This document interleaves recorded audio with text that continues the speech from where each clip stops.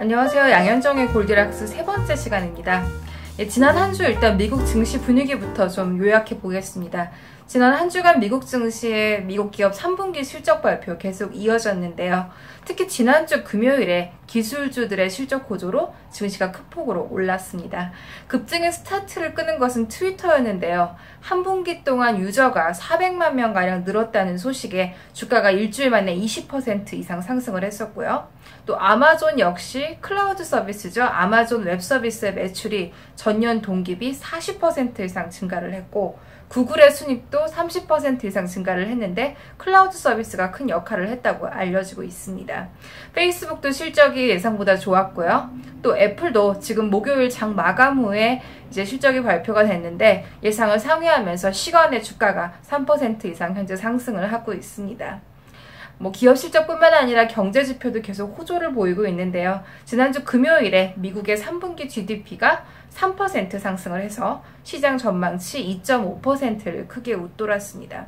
특히 이 결과는 허리케인 얼마랑 하비의 영향이 있었음에도 불구하고 탄탄한 기업 투자와 또 개인 소비 지출에 힘입어서 경제가 3% 이상 상승을 연속해서 기록을 하면서 앞으로 이제 경제에 대한 긍정적인 시각과 함께 앞으로 12월에 금리 인상 전망 역시도 강화가 되는 모습이었습니다. 이제 어제였죠? 그저께였네요, 벌써. 11월달 FOMC에서는 금리를 동결을 했는데 12월에 금리 인상할 가능성은 거의 100% 가까이 확신을 줬다고 지금 보고 있습니다. 여기에 이제 오늘 가장 큰 이슈가 두 가지가 있었어요. 굉장히 중요한 이슈인데 일단 첫 번째는 차기 연준 의장이 지명된 소식입니다. 이제 어제 언론 보도는 나왔고요. 오늘 트럼프 대통령이 공식적으로 제롬 파월, 현재 연준 이사죠. 이 사람을 차기 연준 의장으로 낙점을 했습니다. 이 파월 이사는 지금까지 옐런 의장과 함께 이제 연준에서 그동안 통화 정책과 금융 정책을 같이 이끌어온 사람이고요. 배경을 좀 살펴보면 변호사 출신이에요. 조지타운 로스쿨을 졸업해서 변호사를 했었고요. 그 이후에 재무부에 근무를 했었고 또 옛날에 살로몬 브라더스에서 채권 트레이더로 일을 한 경력도 있었고 또 연준에 오기 전에는 칼라일에서 근무를 했었습니다. 트럼프 대통령이 이 파월 이사를 선임한 이유를 여러 가지를 좀 들어보면요. 일단 첫 번째로 파월 이사는 옐런 의장과 마찬가지로 좀 더비시한 통화 정책, 즉 낮은 금리와 또 점진적인 긴축을 원하는 통화정책 기조를 가장 무난하게 승계할 인사로 좀 보고 있습니다. 이미 옐런 의장과 오랜 기간 발을 맞춰 왔었기 때문에 파월 이사가 된다고 해도 통화정책이나 연준의 정책에 큰 변화는 없을 것이라는 예상이 가능합니다.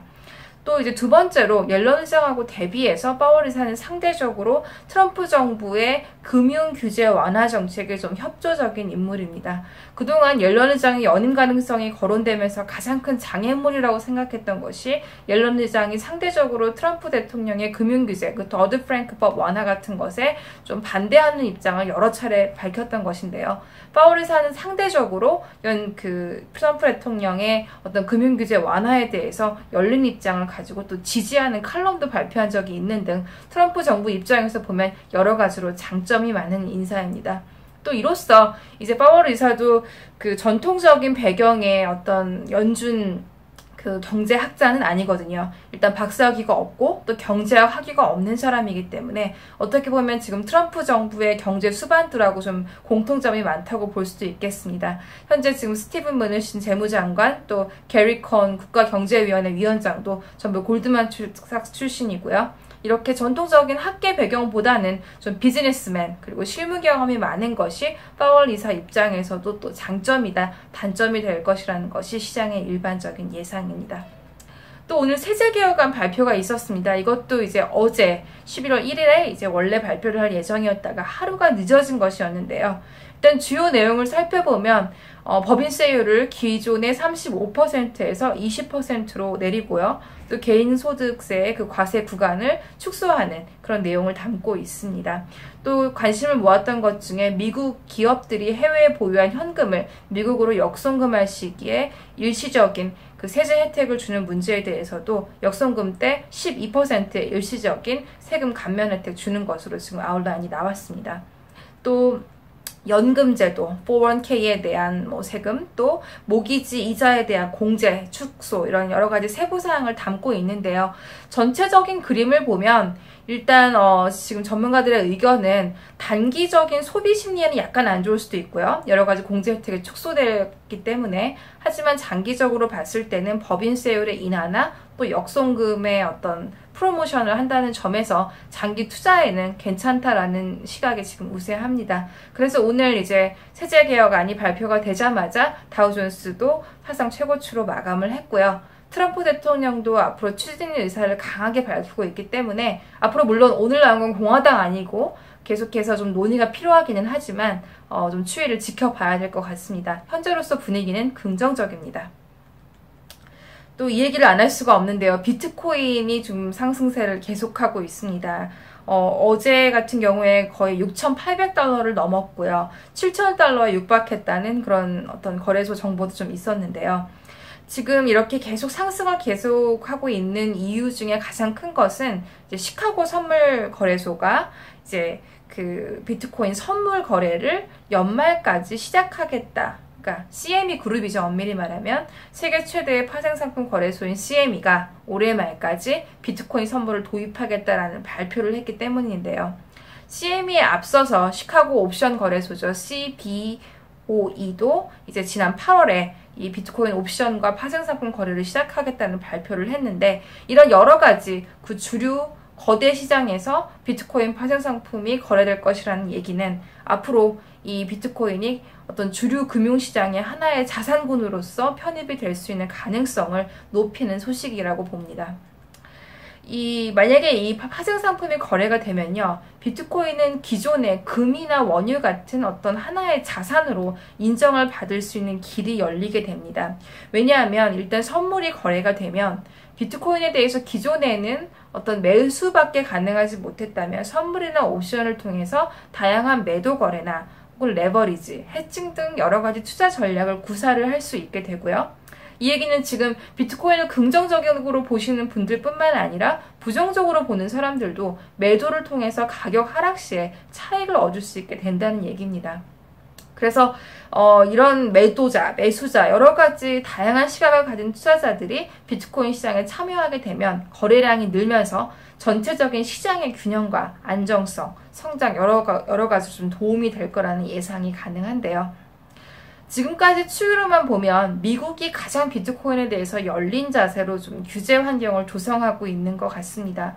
한국이나 중국, 싱가포르처럼 좀 전면 금지를 발표한 국가들도 있는데 비해서 이제 미국 SEC, 이제 증권거래위원회는 지난 7월에 비트코인을 일종의 증권이다, 시큐리티다라고 간접적으로 시사를 했는데요.